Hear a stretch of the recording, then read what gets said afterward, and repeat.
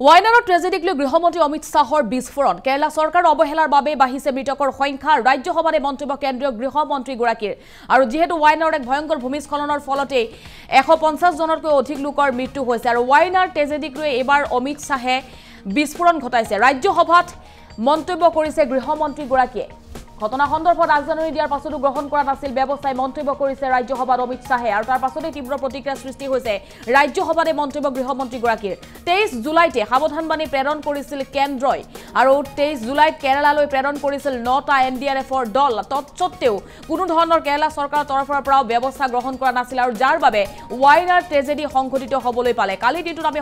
সবিস্তাৰে কালি দিনটোৰ পৰাই বাতৰি সম্প্ৰচাৰ কৰি আহিছো ওয়াইনাৰৰ ভয়ংকৰ ভূমিস্খলনৰ ফলত যেহেতু 150 জনতকৈ অধিক লোকৰ মৃত্যু হৈছে আৰু সেই ঘটনাক লৈ এবাৰ গৃহমন্ত্ৰী অমিত শাহে বিস্ফোৰণ ঘটাইছে কেৰালা চৰকাৰৰ অৱহেলা বুলি অভিযোগ আনিছে গৃহমন্ত্ৰীগৰাকীয়ে আৰু যাৰ বাবে মৃতকৰ সংখ্যা বৃদ্ধি পাইছে বৰ্তমান উদ্ধাৰ অভিযান অব্যাহত আছে ভয়ংকৰ ভূমিস্খলনৰ ঘটনাত ইতিমধ্যে ইজনৰ পাছত আনজনকৈ লোকে প্ৰাণ হেৰুৱাইছে বহুতৰ গৃহমন্ত্ৰী অমিত শাহৰ মন্তব্য আহি পৰিছে মন্তব্য শুনক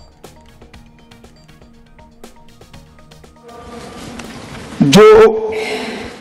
उन्होंने कहा कि भाई डिजास्टर के पैसे रिलीज करने का राज्य के साथ पास अधिकार नहीं है वो गलत है मानेगा मैं इसकी भी स्पष्टता करना चाहता हूं क्योंकि सदन का रिकॉर्ड साफ रहना चाहिए एसडीआरएफ में 10% राशि कोई भी राज्य अपने हिसाब से अपनी गाइडलाइन से इश्यू कर सकता है और 100% राशि भारत सरकार की जो गाइडलाइन इश्यू हुई है गाइडलाइन इश्यू के किसी भी परमिशन की भारत सरकार की जरूरत नहीं है गाइडलाइन को सिर्फ फॉलो करना है मगर जो ये डिजास्टर के पैसे हैं और कोई हेड के अंदर तो खर्च नहीं हो सकते हमें इतना तो चेक एंड बैलेंस रखना पड़ेगा तो फिर भी 10% खर्च तो डिजास्टर के नाम से कुछ भी आप करें कोई नहीं पूछता 90% खर्च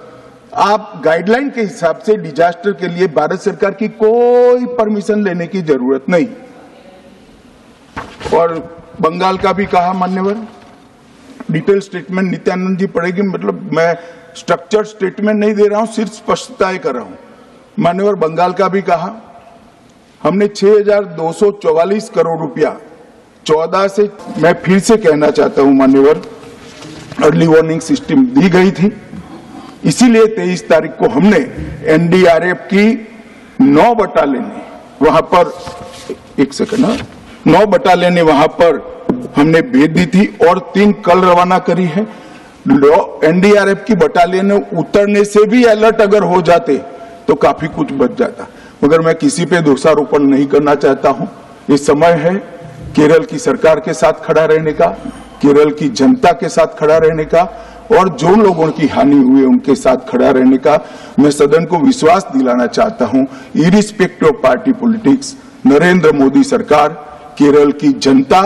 और केरल की सरकार दोनों के साथ चट्टान की तरह खड़ी रहेगी किसी को संशय रखने की जरूरत नहीं